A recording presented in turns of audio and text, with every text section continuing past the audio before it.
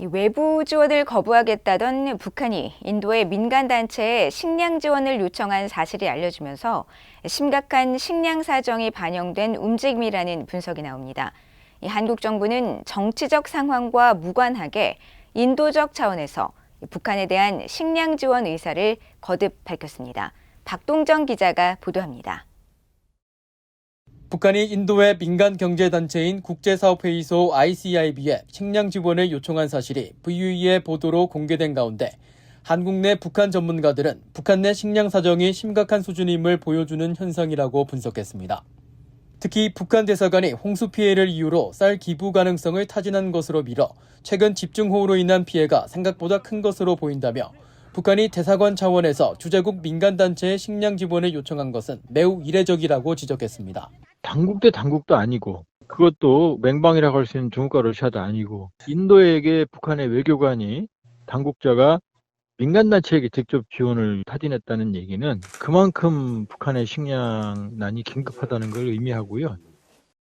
앞서 지난 6월에는 캐나다의 대북 지원 단체 퍼스트 스텝스가 밀과 콩을 지원할 의사가 있는지 북한이 문의했다고 밝히기도 했습니다. 북한의 최근 이런 행보는 신종 코로나 바이러스 사태 이후 김정은 국무위원장이 고수했던 외부 지원 수용 거부 방침과는 달라진 것입니다.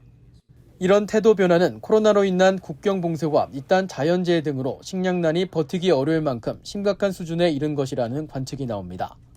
현재 지금 어떻게 사냐 이렇게 물어보니까 핵강냉이 나오는 거 그거 가져다가 이제 죽탕처럼 해서 채소하고 섞어서 죽처럼 하루에 한 끼 두 끼 먹으면서 이제 사는 집들이 꽤 많다고 이야기하고 있거든요.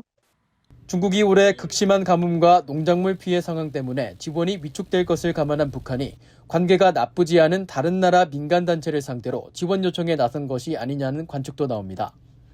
북한은 그러나 스스로 주적이라고 규정한 한국이나 미국에는 손을 내밀지 않고 있는 가운데 북한이 한국 정부의 담대한 구상 제안에 대해 거부 입장을 밝힌 것처럼 남북 교류도 선을 긋고 있다는 분석이 나옵니다.